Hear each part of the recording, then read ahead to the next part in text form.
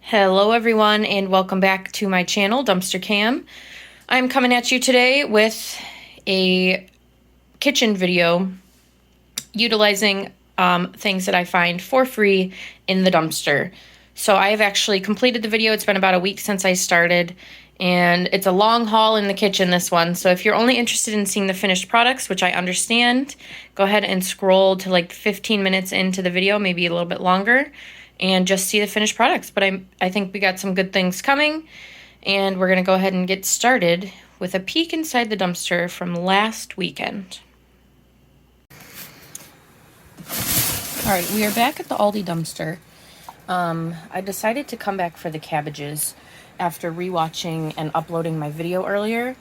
I don't know, earlier I just had like tunnel vision on. For some reason I didn't even recognize the cabbages, but I want to make sauerkraut, so we're going to grab them. All right, so I am back home now. It's the next day for me. I have taken off all the limp, dirty outer leaves of the cabbages. Those will probably just go to the compost. I saved a few of the good ones for the top of the jars, what I'm reading online. But here's the cabbages. I have 1, 2, 3, 4, 5, 6, 7, 8. Yeah, 8 cabbages. They're all fairly small except for that one's pretty big. Sorry, I must be standing like right in front of the light. I don't know, just bad lighting today. Okay, so I washed them all up, and now I believe I have to weigh them to make sure I get the right amount of salt, and then core them, and then obviously shred them from there. My sink is dripping a little bit for some reason. So I'm going to go ahead and do that, and then I will report back. And here's my helper today. I don't know what he's enthralled with over there, but all right, so I'll be right back with the... Oh, did I even tell you what I'm doing? So I got the cabbages. I'm going to make sauerkraut. I love sauerkraut. I've never had fresh sauerkraut, let alone make sauerkraut. I've only had the store-bought kind, which I do love. And I've been wanting to try this. So when, for some reason, I realized after the fact that there was a whole bunch of cabbages in the dumpster, I went back, grabbed them, and here we are in the sauerkraut making process. So I am going to have to do this in 2 batches, I believe. Here's what I have left, these 3 cabbages, including the big one. But in here, I have about 4 pounds of cabbage.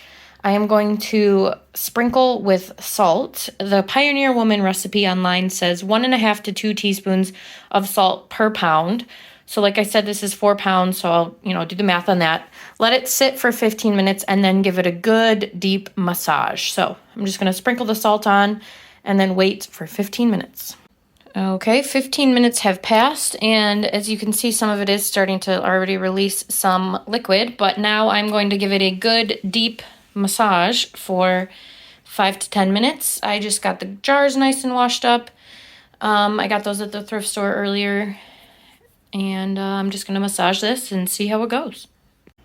So I've been massaging for 5 minutes, and it's not going well, I don't think. There's like no liquid coming out. There's a tiny bit, but everything I've seen, it's supposed to be like really releasing a lot of liquid. So I added a little bit more salt, and I'm going to keep massaging it and hope for the best, but it's just really not doing what it's supposed to be doing. So I'm going to keep trying.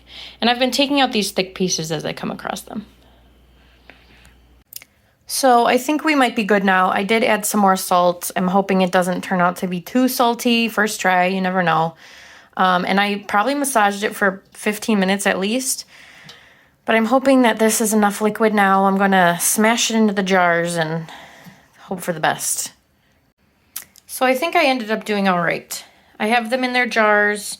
The liquid is definitely enough. I ended up using like the little... I can never remember if this is the mortar or the pestle, but using that to kind of tramp it down, and hopefully it's not too salty. I didn't have any caraway seeds or mustard seeds or anything, so it's just going to be plain old cabbage and salt. I originally also thought that I had to put cheesecloth on it, so I got some cheesecloth, but now I'm reading that it just needs to be a lid, and then, just let it breathe occasionally. So I'm just going to put some normal, like the normal tops on there, as well as the cabbage leaf. I'll show you. A cabbage leaf and maybe a weight. They keep saying a weight, but I don't have a kitchen weight or anything, so I'll see what I can find. So I ended up just skipping the weight. I looked around and I couldn't find anything that I would be able to utilize for that. But I did put one of the cabbage leaves on top of each of them, and the liquid level looks pretty good. So I will just keep checking on it every day, make sure that it doesn't go below the cabbage itself. But yeah, so I'll report back in a few weeks. I'm going to make this one up as well. I probably won't share that process. Maybe I'll just show you the end of that one, but hopefully it turns out. All right, so I think this next batch worked a little bit better for me. I didn't have to add any extra salt. It was a little bit smaller, about a pound less of cabbage, so maybe that helped. I don't know. I actually did it a little differently, so maybe this was it. I put the salt in, massaged it for 5 minutes, let it rest for 15 minutes, and then massaged it for 5 more minutes. So maybe that's the trick. But we have 3 jars. I'm going to close that one up as well and hope for the best. All right, on to some more preserving. I have those 2 things of strawberries that I found, and then the 2 bags of Bartlett pears that I found. I think I'm going to take this one that doesn't look so great out and eat that as a snack. And then the lemons that I found also, I am going to use all of those things, as well as, oh, sorry about that. My neighbor stopped by, but I bought some more pectin, and then of course some sugar for, I didn't even tell you what I'm making, but I'm going to make some pear strawberry jam.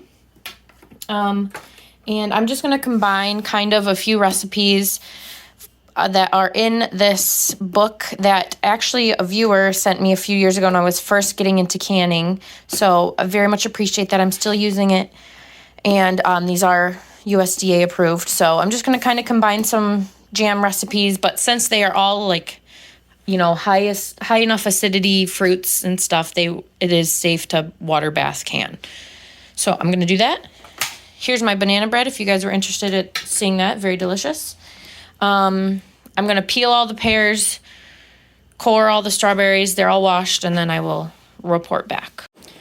All right, we are clean, chopped, skinned, everything.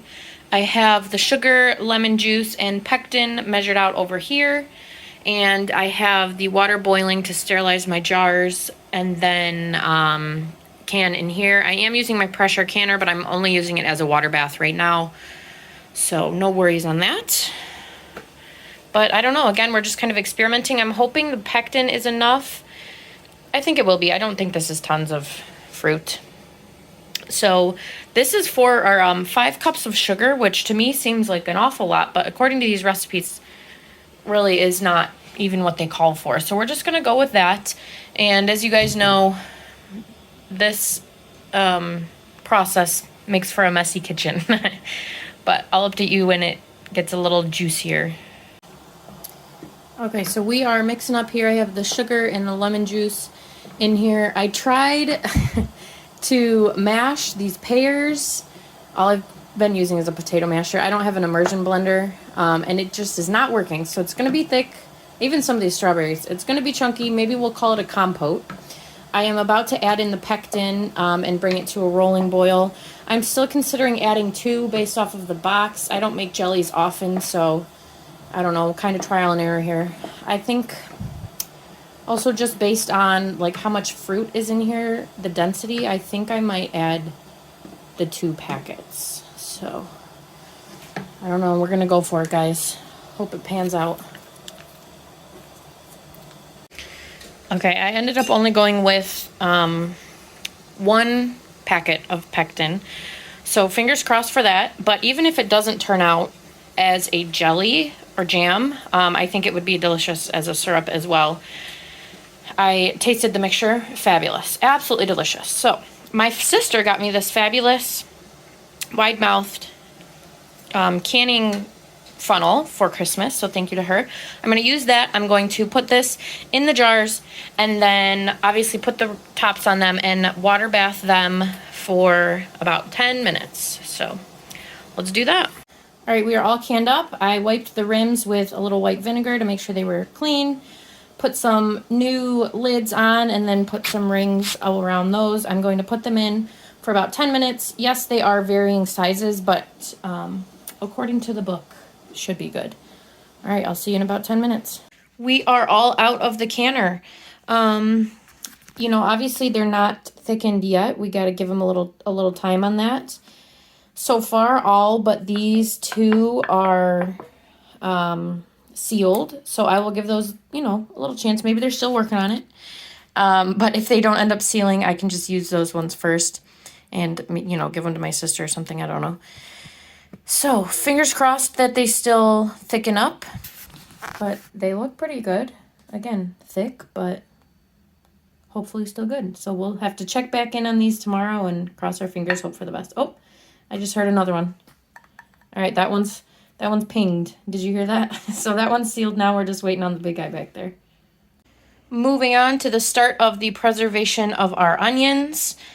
I used some here, but I have a million more we'll get to in a little bit, hopefully. I am taking this per suggestion from some of you guys on YouTube, and then I looked up the recipe, and it seems easy enough, so we're going to try it. It is crock-pot caramelized onions. So I just have a little tiny slow cooker, nothing big.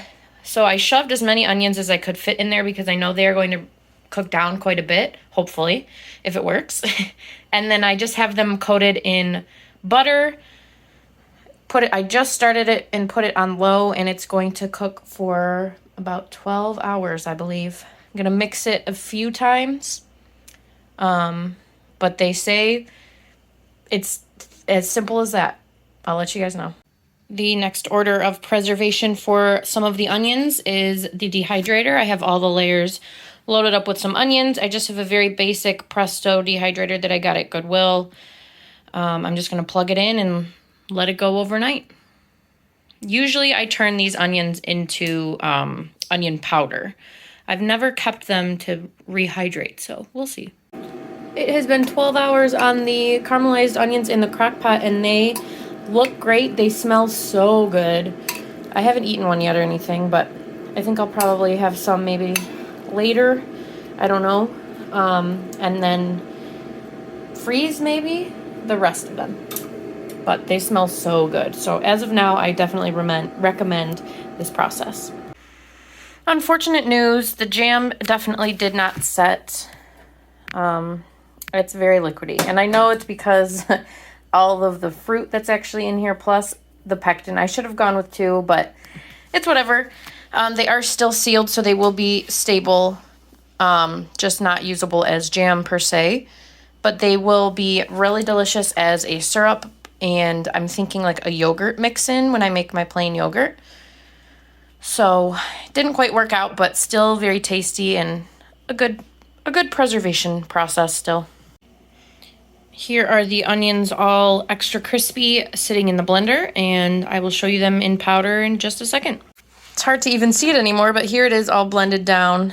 This will be the first batch of onion powder. I will make another one, but before that, I'm going to load the dehydrator up with spinach and similar greens to make some green powder. Spinach is loaded up. I'm going to probably flatten that out a little bit, but this only took 2 containers worth, so I'm going to have to probably do a few rounds of this. Let's get it started. I'm not really going to document the process because I've already done this in a video, but I am just going to make some yogurt to help utilize this gallon of milk that I found in the dumpster. Yogurt is done, so that was real quick, well, not quick, but real easy. All right, so we have round 2 of the dehydrated onions going in, turning into onion powder. And then back here, the next order of business are celery to dehydrate. I blanched these and then cut them, you know, into little, I don't know, little bits. And then I'm just going to throw them in the dehydrator. And then I can use it for soups or mirepoix or whatever I need. Coming up next in our video of utilizing preserving foods, we have some veggie broth that I'm going to make with the tops and butts of the celery, some of the mushrooms that I dehydrated a while ago, and then about 2 onions. So I'm just going to add in the water, some seasonings, and then let it simmer all day. All right, moving on to what I believe is going to be our last process of preservation and use during this video is I'm going to take some heavy whipping cream and hopefully turn it into butter. This is the first time I'm doing it, so we're going to see how it goes. I had the worst time just trying to take this paddle off. I think it was stuck somehow, so I'm going to clean that out and go from there, but that was frustrating. However, I got the right one on. I'm going to obviously put it in, let it whip for a little bit. I don't have a guard, so I'm going to kind of put a towel around it just in case. We're going to start with this, which I want to say is maybe 2 or 3 cups. And then I have more that I found from the dumpster if I want to use that as well. So let's see how it goes. I hope it's not too loud for you guys, but we're at the whipped cream stage, so I'm going to keep it going. It didn't go well, guys. I don't know if I left it for too long. But as you can see, like, that's probably butter and maybe along the sides here, but there's, I don't know, can I still strain this? Maybe I'll try. It just looks awfully wet. I know it's supposed to separate from the buttermilk, but it's not very separated. It's just wet. Great news. It appears to have worked. So I squeezed all the juice out of it, all the buttermilk, which I have right here. I think I'll keep that and maybe make pancakes soon. But I think it worked. I'm going to take this out of the cheesecloth, give it a little rinse in some cold water, and I think we'll be good. We've made it. It's at the end of our preservation. It has been 6 days. I started these on Monday, and it is currently Sunday for me. The lighting here is kind of bad right now, so sorry about that. But look, we have a whole line of things that I have made with dumpster diving finds. All of this was completely free, so let's get into it. I started with, well, first of all, I hope the clips are in somewhat of a, normal order. I'll try my best, but like I said, it's been a week and I've just been taking random clips here and there. Starting with the sauerkraut, this is obviously not all of everything that I made, just little tidbits. It looks great. So it's been 6 days. I'm going to leave this for probably 2 or 3 more weeks, probably 3 at least. Looks like it's getting soft and delicious. This is the onion powder. Doesn't look like much, but it is, and it is absolutely delicious. So that's one of the things I did with the onions. Unfortunately, there were quite a bit of bad onions in that big bag, but that still took a lot of onions just to get that. Next up is the uncoagulated jam, which I have actually just been using as like a topper for my yogurt. Yogurt's easy. That's one of the easiest things to do. This time, though, I did it for free with dumpster milk, and I've just been putting some of this on top of my yogurt and eating it for breakfast. Absolutely delicious. Here is the spinach and a little bit of arugula powder. You can't tell me that that is not the most gorgeous color ever. I put this in my smoothies. I put this on my pasta dishes. Really anything. You just sprinkle it on. It's easier to store this way rather than keeping bags and bags and bags of greens in the freezer. Next up is the celery. It got really teeny tiny. I've never dehydrated celery before, but I think I did all right. I feel like I had my dehydrator running for 5 days straight, which I kind of did, between the onions and the greens and the celery. But we're good now. And then the butter. It did work. I didn't shape it up very well, but it's butter, and I'm excited. Looks delicious. Here's the buttermilk. Like I mentioned, I think I'm going to go ahead and make pancakes tomorrow. This is about half of the broth. I did not pressure can it this time. I just wasn't in the mood, so I think I'm going to go ahead and make some soup with that. And then here are the caramelized onions. These were absolutely delicious. They still are, obviously. I'm still eating them. I'm going to go ahead and put a bunch of them in the freezer to save for longer. But they are really good. I definitely recommend that. So that's it. A week of dumpster preserves. But, I mean, it's awesome. My pantry is full. My kitchen is full. Finally getting a chance to clean it up a little bit now. But all of this was free, like I said. And I don't know, dumpster diving really provides. So, as always, don't forget to like, share, and subscribe to my channel, Dumpster Cam. And I will be back soon with more dumpster diving, cooking, cat, thrifting, all sorts of fabulous videos. Thank you, guys.